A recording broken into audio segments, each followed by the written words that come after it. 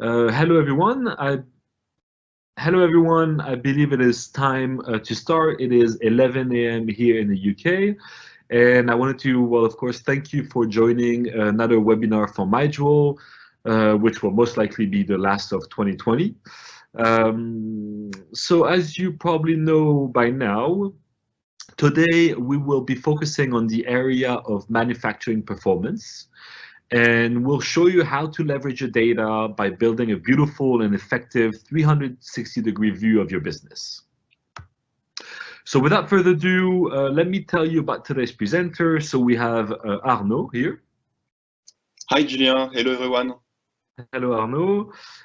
So he's one of our business analysts who actually worked extensively on supply chain and manufacturing projects. He's actually been working on the supply chain project for the past 6 months, so don't hesitate to ask him specific questions. And of course, there's myself, so Julian, who is in charge of Mydroll here for the UK. So here's a glance at what we'll cover in today's webinar. So we'll briefly talk about Mydroll as a company, essentially tell you a bit more about who we are, what we do, and how we fit in the data space. We will then jump into today's topic and show you the approach we recommend for monitoring and improving your manufacturing performance. And finally, Arnaud will apply some of these concepts during a live demo. And of course, before we start, as always, we would love this webinar to be as interactive as possible. So please feel free to ask any questions at any time. We'll try to keep some time at the end to answer them during a Q&A session, or maybe on a one-on-one basis if we run out of time. So let's get started. Who we are? Mydroll is what we call a data pure player. We've been around for 12 years, and all that we do essentially revolves around data and essentially helping our customer create value from their data. This translates into a number of things, like help in choosing and implementing the right business intelligence solution, project support management, strategic guidance, training, and so on. We have over 60 consultants with various business and technical profiles. And that really allows us to have an industry or department-specific approach, and allows us to work with a number of various companies, as you can see here on the right of this slide.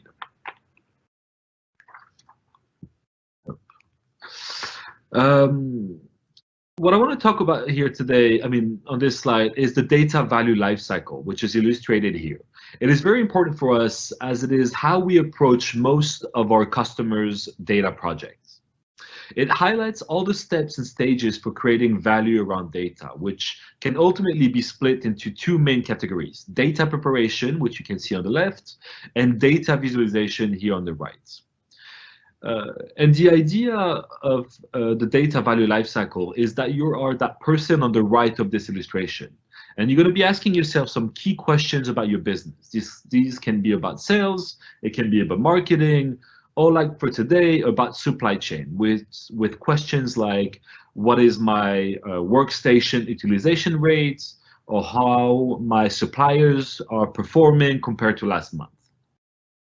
And Mydroll is here to help you find answers to these business questions by leveraging your data.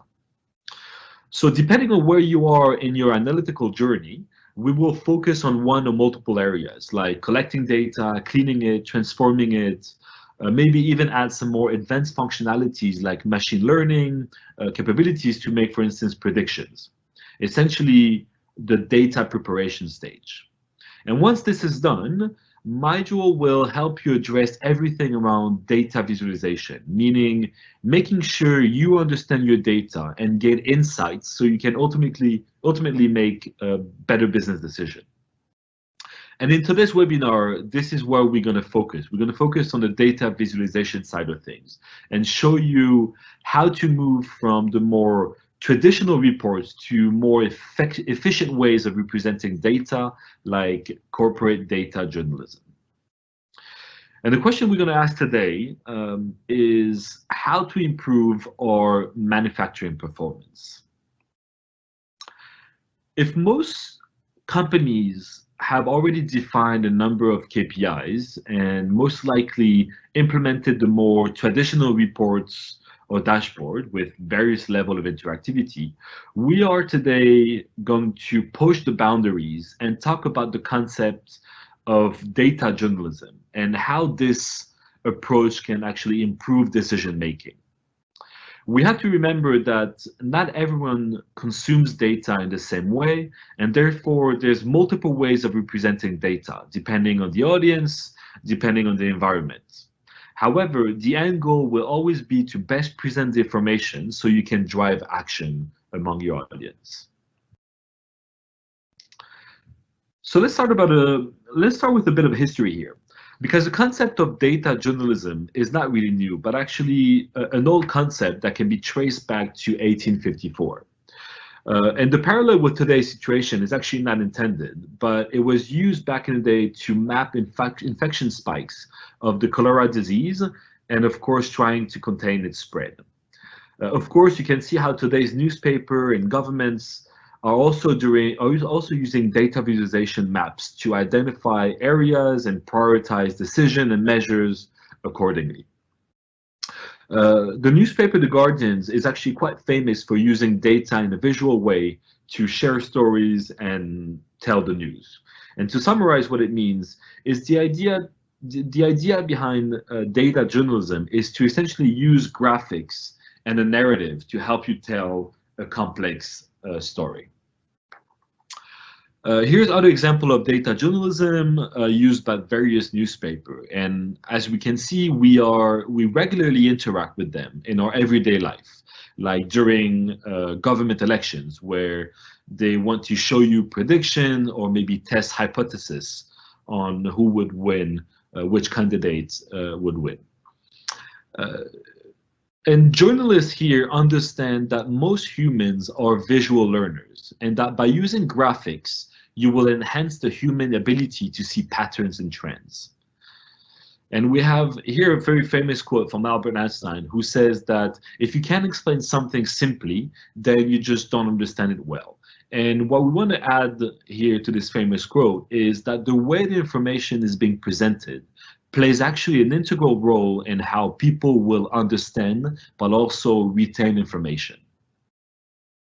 And that leads us to the corporate data journalism. We talked about data journalism in general, but in general terms, but what does that mean in the corporate world? And the goal is exactly the same, meaning presenting the information in the best possible way so that it is easy and quick to understand. And essentially, it's a way of structuring the analysis with graphic and formatting, which will allow the audience to access the most important information at first glance, and then maybe use interactivity like drill down to get more detailed information as needed. And this format is actually particularly popular among our customer who has projects, for instance, targeting C-level executive, or customer-facing communication. But it's also something that we see becoming more and more popular across all levels and all departments. What I would like to discuss now is how do you go about building a corporate data journal? And Arno will illustrate that during the demo. But to summarize, there are key 5 steps that I want to highlight today. The first one being is that you need to analyze your data. What we mean here, what we mean in this context is to understand the data in relation to the business objective. You need to scope the business need, and understand the specificities of the data in relation to the problem you're trying to solve. Which then brings us to the second step, which is building your view. And this implies understanding what is being done today, what's working, what's not working, maybe interviewing with key users to identify and define the right KPIs as well as the best way of representing them. And this leads us to the other steps, which are building a storyboard along with the narrative, which is essentially trying to summarize and organize all the information that we gathered previously in an effective and in a storytelling way.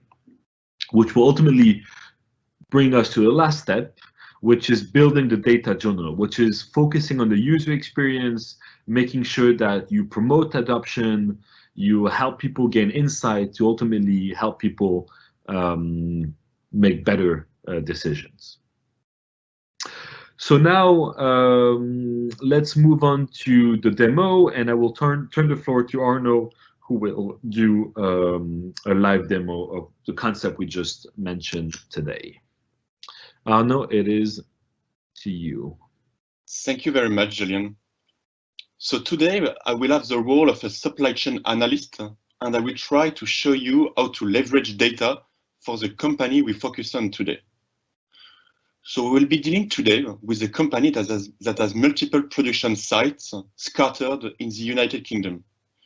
Information and data from the different production sites are available to us. That is to say, data about workforce and machines productivity, production, quantity provided by the supplier, for example, and finally, overall performance of our production sites. So the data set we are using today is coming from a simple Excel file, and we have built a visualization dashboard that will provide you, the company's management and operational managers, with different level of details as we go deeper in the analysis. So first, we will focus on macro management by displaying the main production and productivity KPIs. Second, we will deal with operational production management. Details will be presented about manufacturing and distribution of quantity produced within each production site. And finally, we will further foster our attention on the main KPIs for productivity. We will tackle an in-depth analysis about control and monitoring performance of our activity. So no more waiting now. Let's move to Tableau and start our live demo. So I will share my screen.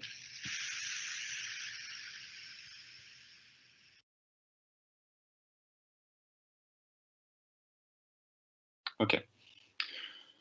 So here is the dashboard I built with Julian beforehand for analyzing our company industrial performance. Please bear in mind, this is the end result. So such dashboard would provide management with main activity KPIs and evolution over different period of times. For example, furthermore, a map shows where production sites are located. You have Liverpool and Exeter, for example. And here, a simple icon provides viewers with details about vocabulary used in the dashboard. So as I scroll down a bit further, so operational monitoring of the activity on a daily basis would also be easier as we go further deeper in the analysis here. So here, a graph shows us what is the distribution of product groups and manufacturing orders for the period. We can easily change through the filters at the top. Scroll up here. Changing filters would have impacts on every graph in the dashboard and would allow different analysis depending on the type of person viewing the dashboard, whether we are talking about a director or a work center analyst, for example. The combo chart here below is providing us with an overview of production and manufacturing orders depending on production site. We have the line here for Exeter and here for Liverpool. It's interesting to notice the trend and state whether the production is correlated over the two production sites. Moving a bit further down in the dashboard, it may be interesting to see which work centers have the best productivity. So basically here, as you can see in the tooltip, we are comparing provisional hours and actual hours, and how that productivity is performing over time here on a weekly basis. You have here the weeks, and where it's red, we are underperforming, and vice versa with the gray. So now, if I move back to the top of my dashboard, we can see here that quantity produced are increasing compared to last year. So that's good. Just to underline it, we are talking about the months of June 2020. So quantities are increasing. That's good. Productivity KPIs you have here are almost always above 100%, except here for the workforce change. That is to say, we are losing time with our workforce turnover. So definitely there is room for improvement here. I will need to further investigate. Such donut graph shows us that 3 products out of 4 are finished products. That's good, as added value is much higher for such product type. We can see here that supplier 7 is very important in comparison to the others, almost half of my supplier quantity. Maybe relying too much on supplier 7 isn't a good idea. Let's set up a meeting with the purchasing team and see if we could lower purchasing prices and achieve further economies of scale. Right now, when comparing production sites, clearly, Liverpool is the site here where we produced the most in June, as you can see here. Let's filter below charts for Liverpool. I will simply click here, and graphs below will be instantly updated. So clearly, and as I presented to you before, we saw that we had an issue with workforce change. So let's also filter for this specific KPI, workforce change. Clearly, 2 work centers here, number 1 and number 4, aren't that efficient. It's red. For example, for work center number 4, we needed almost twice the expected time for producing. We clearly experienced setbacks. I know that work center number 4 is the oldest in the Liverpool manufacturing site. Let's filter it. Unsurprisingly here on this graph, almost all weeks for the past 1.5 years is in the red. We are losing money because of work center number 4. There is no doubt we have to invest. So yes, it's incredible, just as a sum up, it's incredible the insights we gathered through this dashboard. Visualization tools made it possible for us to leverage our Excel file and state where the company is outperforming and where it is underperforming. I shall now give the floor to Julian for the end of the presentation. Thank you very much.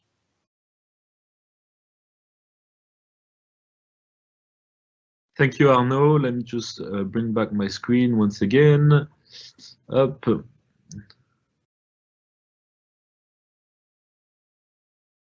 If I manage to do so.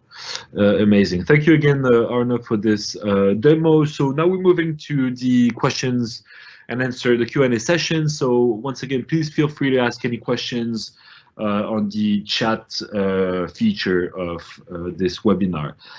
Just to answer a few questions a number of people asked. So yes, the recording will be available. We will also publish the workbook of the demo, so you can play with it, maybe inspire yourself from it. We also have one question from Ian. It's actually 2 questions in one, and it's probably for Arnaud. I noticed you are using Tableau software. Is it possible to create a trend line and also build a classification of the workstations according to the performance? So I don't know if you want to say yes or actually maybe show it. Yes, a demo would be far better. Let me share my screen once again so that I can show Jan what this Tableau capable to do. Screen 1. Okay. So yeah, Tableau definitely allows us to build a trend line. So to do so, I will just open a new sheet. So, and to build a trend line, first I will drag date as column and quantity on line. Here. I will not, I have years here. I will not format my date as months. Here. So here is my production line.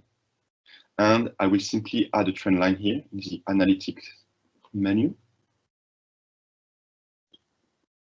Here is my trend line for quantity produced over the overall time period we have in our Excel file. I will just add a title, just to keep track of my sheets. And here, I will describe my trend line. We have a very good p-value, which is good. We have good data, but unfortunately, as you can see here, the trend line is decreasing over time. So definitely there is room for improvement about my manufacturing capacity here. So moving now to the second question, so which is like to implement a top of work centers sorted out by quantity. I will just open a new sheet that I will straight away name top work center. Top work center. Let's do it a top 5. I think it would be a good example. So I will now build a pie chart for the top 5 work centers sorted out by quantity. So work center, the control key quantity, and I will simply implement this as a pie chart.